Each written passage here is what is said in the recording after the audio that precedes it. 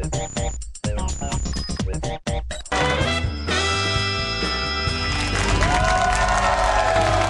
of the newest forms of animation out there is called machinima. It's making films within a real-time 3D environment, like a game engine used by a first-person shooter. Now, Halo just happens to be a perfect example, and our next guests have been using it to create an extremely popular series called Red vs. Blue. Please welcome Burnie Burns and Kathleen Zuelch. How you doing? Thank you guys for joining us on the show. My pleasure. Thanks for having us. Everybody should know. If they don't, they're a pathetic excuse for a human being. But what is Red vs. Blue?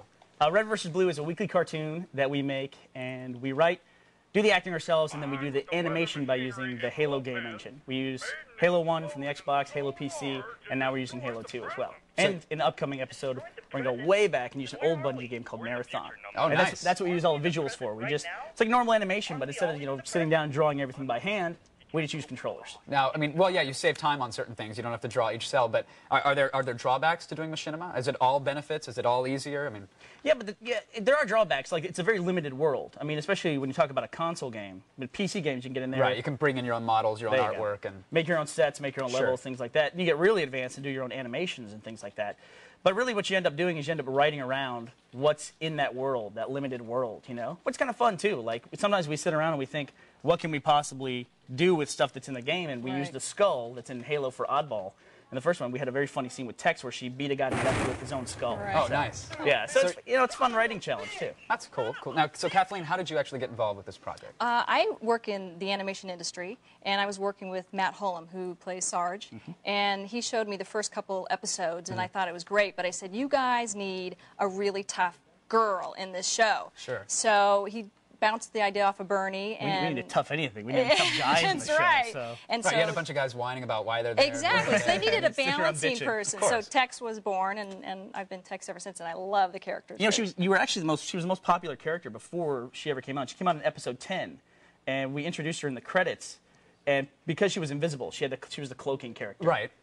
People kind of latched onto that and thought they saw her in every single episode, and they'd spend a lot of time looking for her, even though she wasn't in the episode. Some sort of Easter egg in the machinima piece itself. It would be some weird form of compression, and they'd think that was a cloaked character in the background. Oh, so you became an artifact. That's great. Right. And there was chat rooms about it and everything. So look at the pixel on line 3, and that's where they'd circle it and cell shade it and everything. Well, the Red vs. Blue, when I first saw it, I said, this is great, and it turned out to be phenomenal for you guys. Now you've got the Strangerhood going on with EA. So tell me about that partnership. How'd that work out? Well, they were fans of Red vs. Blue. We talked to them first at E3. Basically, whenever we play a new video game, and we're all gamers, the first thing we do is sit down and try to figure out if we can use it for machinima or not. It's the most boring thing to watch us do. We actually got up to go play Halo 2 2 weeks before it launched, and it was a big clampdown on it where nobody could get their hands on an advanced copy or anything like that.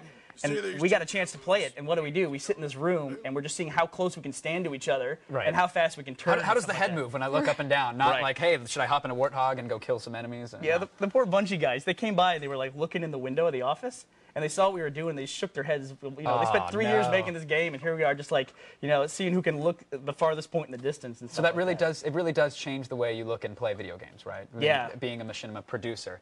I don't play that many video games anymore, really. I mean, I have them, and I use them and things like that, but the time that I spend playing video games is usually spent playing Halo Online and things like that. Well, how do you feel about like Half-Life 2? Here comes this new great game. It's got built-in lip syncing. The engine looks amazing. Is that something you might be pursuing, an avenue of the future? Well, yeah, that's got some cool stuff that you guys use in professional animation, which is, it's got real-time lip sync and things like that. You can set someone's eyes to track another character and things like that. It's really cool stuff, and it's stuff that, like, professional Hollywood animators have had for a very long time, and now it's coming down to the level where it's, like, prosumer, and, you can just download it as part of a dev kit or something like that, so it's really cool. Cool. It's all fair game. Well, we appreciate you stopping by, and you brought along some merch, which is great for us, but I think maybe we can hand out some of these Blue Army caboose shirts and beanies and whatnot. This actually, it will, sadly. This will actually fit me just fine. All right, you can get more information on the Red vs. Blue craze and see it all from their website. Of course, it's redvsblue.com. If you don't get G4TechTV, contact your local cable provider.